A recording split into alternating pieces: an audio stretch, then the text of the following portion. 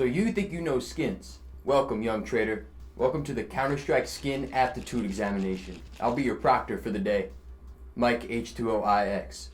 And today, we'll separate the experts from the not-so-experts. So we'll start simple, but then, we won't. But first, do you have your thinking cap on? Perfect. Let's get started. Round 1, visual identification. Your task, name these 5 skins and the collection they come in. Feel free to pause if you need any extra time. I won't keep track. Your first skin.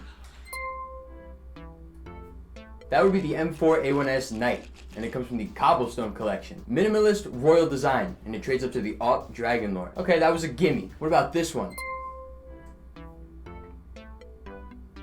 Well, that's going to be the P2000 Cortacera, and it comes from the Esports 2014 Summer Case. It also shares a brother, the AWP Cortacera, for a full tree vibe CT loadout. Alright, let's get a little bit harder. This one? Well, that, my friends, is going to be the 5.7 Neon Kimono. It is a purple within the Rising Sun collection, and believe it or not, this small pistol can cost you up to $800 in a factory new condition. Alrighty, what about this beautiful SMG?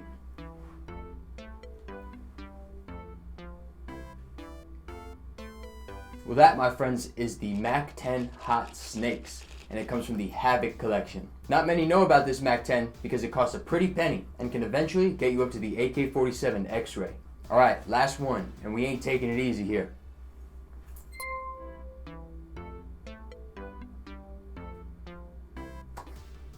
It looked like a default skin, but it's not.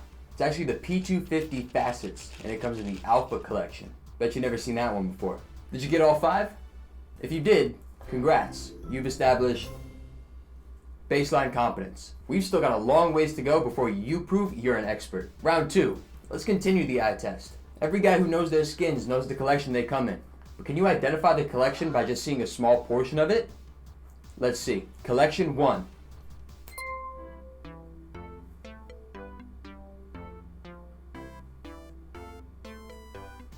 Well, that, my friends, is going to be the Sport and Field collection. You should know this one. It's an active collection right now in the armory, and it houses the M4 Fade, amongst others. That one was easy. Let's go back in time a little bit and find an older one.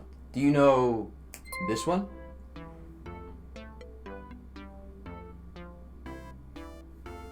You should. That line's pretty recognizable, and it's from the Canals collection. Canals was a shitty map added to the game back in 2017, but the skins aren't. It houses the AWP Prince, the best AWP in the game, and that's not a question. Last one, and I ain't gonna make it easy for you. What's this collection?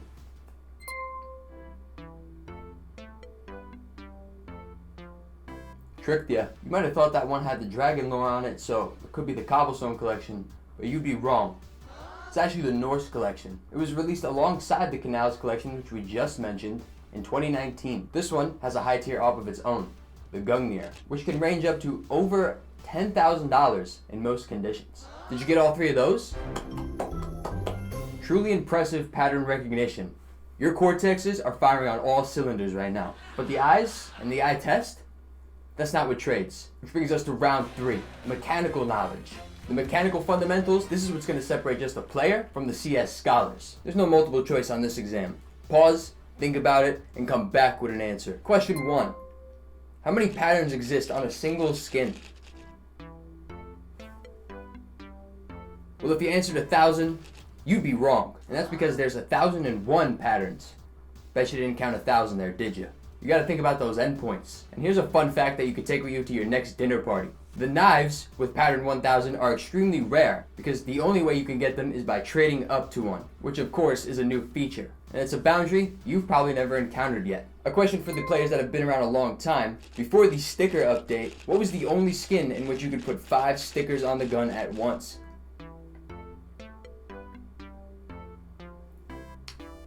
Well, that's going to be the G3S G1, or the Terrorist Auto Sniper. Now, you probably didn't know this because the gun sucks, but at one point it was the only way to get a 5X IBP hollow craft. But it wasn't the only one. When the R8 revolver was released, it also housed 5 sticker slots.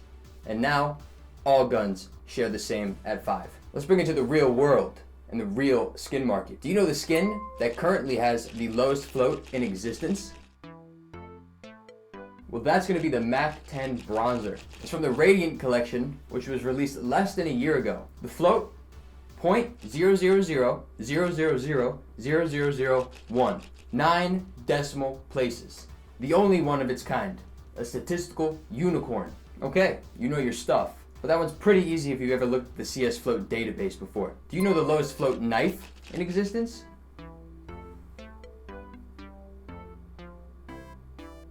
Well, you shouldn't, because you just ran into our first trick question.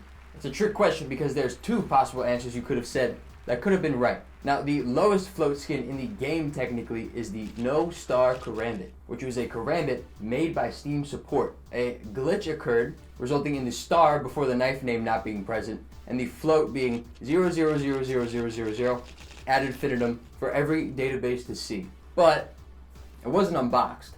If you were looking for the lowest float unboxed knife, that would be the classic knife Fade, which carries a 704 float range. But if you answered either one of those, we'll give you a point for that one. Now, gloves can't share this distinction because they share a very specific float range. Do you know what that is? Well, all gloves share a 0.06 to 0.8 float cap, meaning that a 00000 float is impossible. Only a 0.06 could be those first 2 digits. This also makes getting a factory new pair of gloves extremely rare, and it's reflected in the prices on most marketplaces. Which brings me to our next question. If you wanted to buy a pair of factory new gloves at the market low rate, purchased in seconds, no trade holds, and directly from the Chinese marketplace, which is notorious for having the lowest prices on the market, your answer would be UU, today's sponsor. UUSkins gives you direct access to the Chinese marketplace directly, without any need for a middleman or a VPN. With that comes Chinese liquidity. Hundreds and hundreds and hundreds of instances of every skin, knife, sticker, or glove that you want in-game. No regional lockout, no middlemans, just you and the skins. So whether you're hunting low floats, rare patterns, or just trying to make some money off arbitrage, UUSkins is the website for you. Scan the QR code or look in the description or pinned comment to access the site. Now, round 4, knife mechanics. Now, how many non-default knives were added to the game in the first Arms Deal update? 5. Those were the M9 bayonet, the regular bayonet, gut knife, flip knife, and karambit. These weren't the only 5 for a long time though. Can you name the 6th knife added to CS? It came out on May 1st, 2014, and it was of course the Huntsman knife. The butterfly knife was added 2 months later. However, the Huntsman knife has the distinction of being the first non-OG knife in the game. Now, the Huntsman case didn't come without its fair share of controversies. 5 skins were removed from the case following a copyright infringement scandal. Can you name them? Well, you should definitely know at least one. The most popular one, and still to this day, the M4A4 HAL, which shares the unique rarity of contraband as it was removed from the game, meaning you can no longer get it from trade-ups, cases, what have you. Now, there were 4 more removed, but they don't share the contraband rarity like the HAL. Those are the USP Orion, the CZ Poison Dart, the P90 Desert Tactical, and the Mac 10 Curse. These were replaced with new, iconic skins as well in their own right, but we will never forget the Huntsman case for the drama that ensued.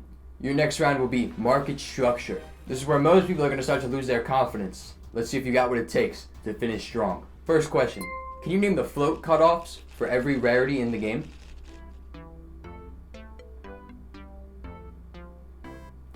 Well, for factory new, it's going to be 0 to 0.07. Minimal wear continues from 0.07 to 0.15. Field tested goes from 0.15 to 0.38. Well worn from 0.38 to 0.45. And battle scarred 0.45 to 1. Don't worry though, those ranges do not represent the probability you get those rarities when opening a case or doing a weekly drop. But when you do open a case, do you know the odds of you getting a knife? Well, it's going to be 1 in 385, or around a 0.32% chance of getting one. Rough. But what's even rougher, do you know the odds of you getting a knife if you open up 385 cases?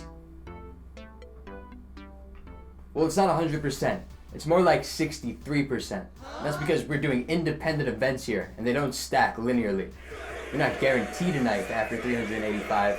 In fact, 1 out of every 3 of you won't get one. Life isn't fair sometimes.